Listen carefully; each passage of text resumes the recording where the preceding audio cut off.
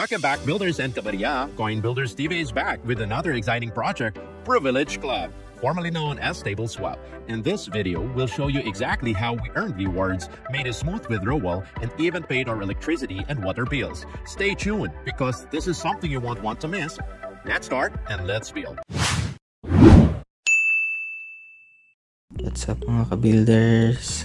Another vlog, another Web3 content, and welcome back to our Pay My Bill series where babayaran ko yung aking monthly power bill and water bill using Web3 rewards. And for this content, gagamitin natin yung aking Privilege Club account. As of today, meron na akong wallet balance na 417.369 USDT. And ang ating bills ay 3,416 pesos for the power and 551.77 para sa ating water bill. Total of 3,967.77 pesos. So, divide lang natin yan ng 58.7. Ayan yung exchange rate ng dollar ngayong araw. Kailangan ko ng mga 67.6 USDT, pero gagawin ko na siyang mga 72 kasi meron pang fee kapag nag-withdraw ko dun sa Privilege Club. Ayan, sa 17 i-withdraw ko dito, mababawasan na natin yung 417 na yan. To do that, take lang natin tong transact and then make sure nandito tayo sa withdrawal and then select a coin, USDT, tapos ito yung aking receiver wallet address and yung amount ay 72 USDT. Click submit. Binance Smart Chain yung aking chain na gagamitin. So ayun nga, meron tayong 2.5 na fee and in-include ko na din kaya 72 yung mga fees naman kapag gagamit ako ng like GCash or Paymaya para sa payment sa biller.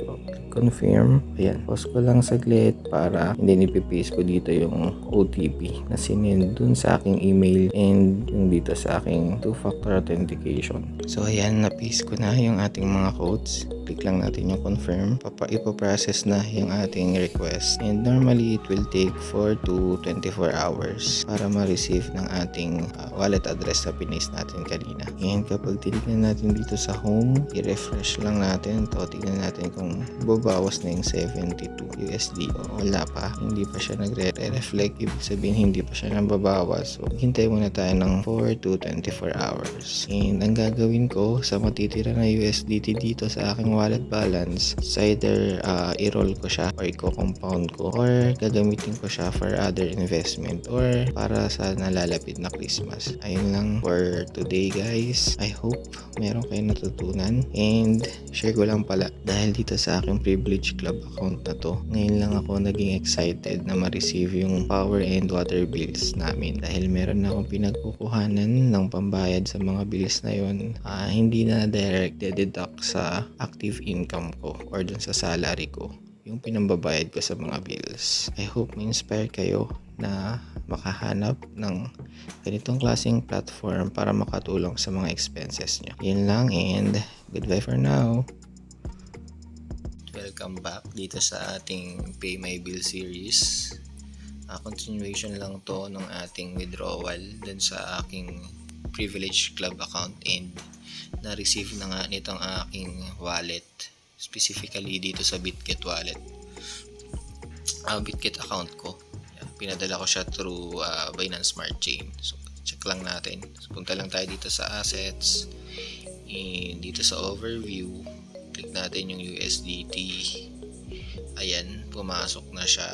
So to check, click lang natin add funds and then deposit crypto and then USDT. And dito ang pipiliin natin is yung history, yung nandito sa upper right corner. Ito yung parang ledger na merong orasan. So ayan yung history. Ayan, so makikita natin yung deposit history dito.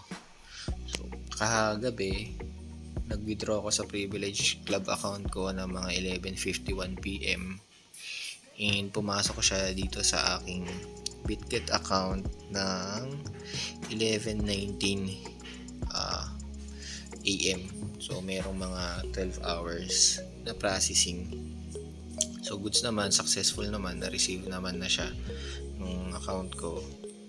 And from 72 USDT, nagkaroon ng fee na 2.5 USDT, kaya na 69.5 na lang ang na-receive ko dito sa BitGet. So gagawin natin ay isi-sell natin siya sa P2P. To do that, bago natin siya ibenta sa P2P, i-transfer lang natin yung ating USDT from spot papuntang funding account. Hindi select a coin USDT. Ang ilalagay natin ay 69.5 dahil yun lang yung pumasok. Yep. And confirm fund transfer. So nasa funding wallet na natin siya. So ito 69.5. So 4,027.41 pesos. Punta tayo ng home. Bibenta na natin yung ating USDT papuntang fiat currency na peso, Philippine peso. So to do that, ito lang tayo dito sa P2P. Then click lang natin tong sell. Ayan, maghahanap lang tayo ng merchant na pasok sa ating ibibenta na USDT, which is 69.5 lang yung quantity, and I think pasok dito kay CryptoBoy. Okay na sa akin yung price na yan, 58.45 pesos per USDT. So click lang natin tong sell. Evaluate lang natin pala yung ating merchant, si CryptoBoy. Kita naman natin meron siyang 319 orders in 30 days time frame, and 100% naman yung mga transactions niya. So okay na yan.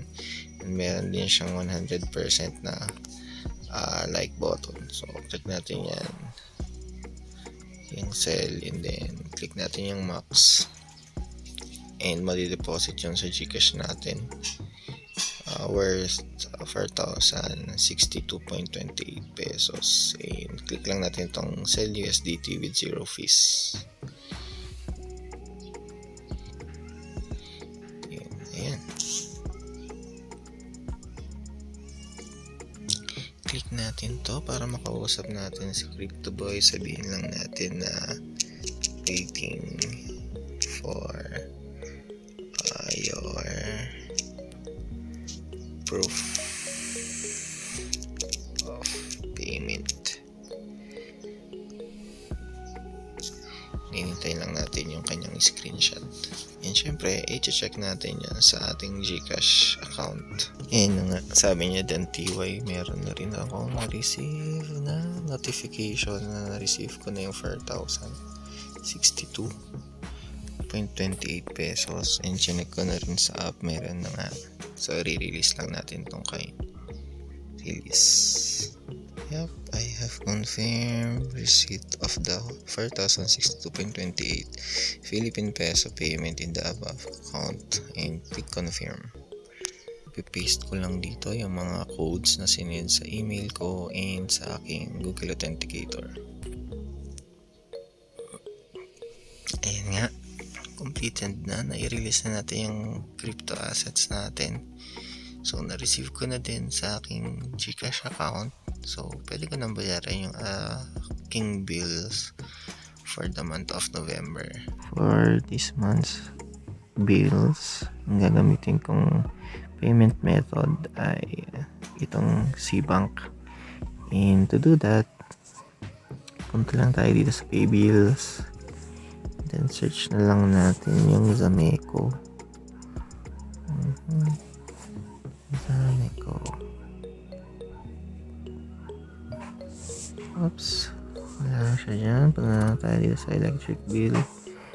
Click natin itong letter Z. Itong Zambales Electric Cooperative. And then yung account number. Account number ay ito. Copy lang natin yan. Copy. Then paste. Yung bill number naman ay pinipare ko na din. Ito siya. Copy. And ang ating bill for the month is 3416. Yan, 2,416. Yep. Remind date natin is first every month. Done. And click lang natin yung continue.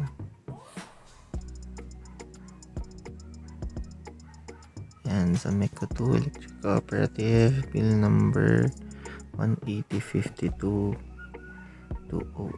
Check natin dito, 18052-288. Ayan, 50-135-87. Tama naman, 3416. Tama din. And okay na, pay bill. Ayan, mabayaran na natin yung ating electric bill. So, electricity bill, click done. Susunod naman is yung ating water bill. Punta lang ulit tayo sa pay bills. Click naman natin itong water. Hanapin natin yung prime water. Ito yun, prime water. Account number ay this one.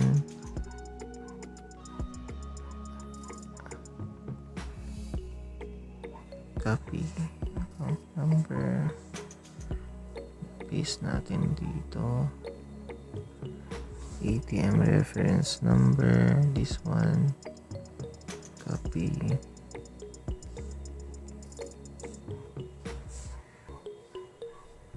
Ating bill is 551.77. Continue. Check lang natin yung ating account number ay 360-301-2088 360-301-2088.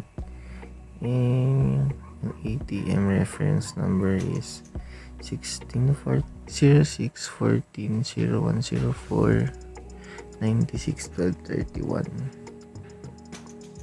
14-0104-96-12-31. Okay naman. Click lang natin tong pay bills.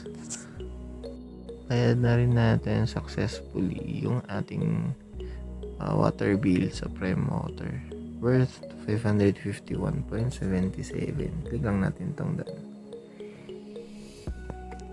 And there you go mga ka-builders. So bayad na naman natin yung ating mga utility bills for the month of November.